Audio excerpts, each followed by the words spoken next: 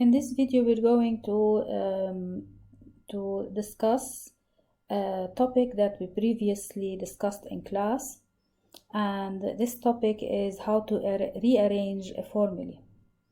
Now, here we're going to discuss more difficult rearranging formulae, and we're going to start with number 1. We need to rearrange A into Q minus C equals to D, and we need to have Q as the subject of this formula. So first step we need to expand. So it's AQ minus AC equals to D.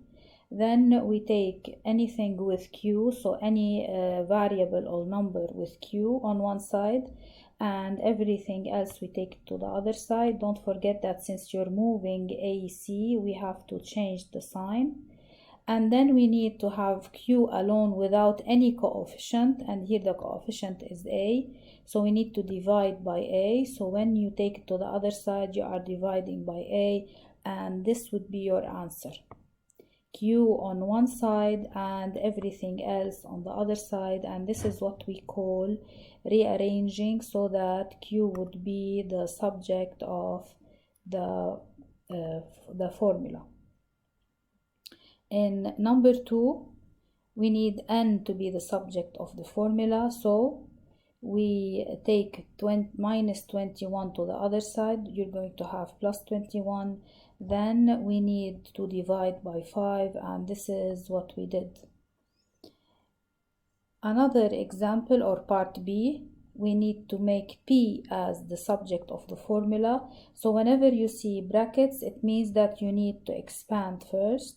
So we expand into 4P minus 8Q equals to 3P plus 2.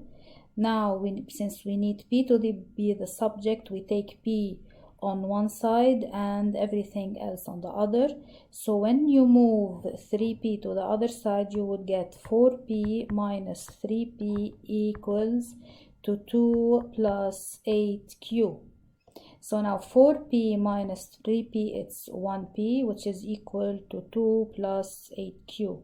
So we have exactly made the P as the subject of the formula.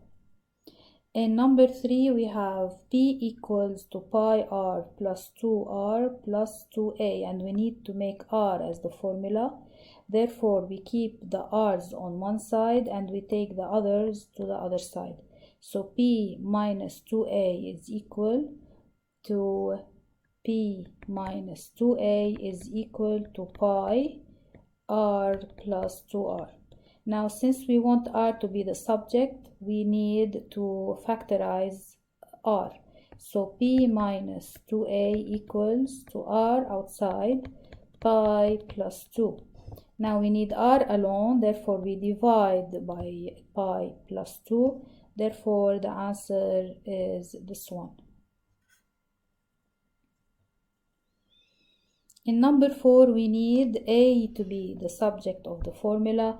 Therefore, here first we need to expand, and after expanding, we need to have A alone and the rest of the numbers to the other side, as we did here. So 6A equals to 5C plus 2C plus 1. Collecting, we would have 7C plus 1.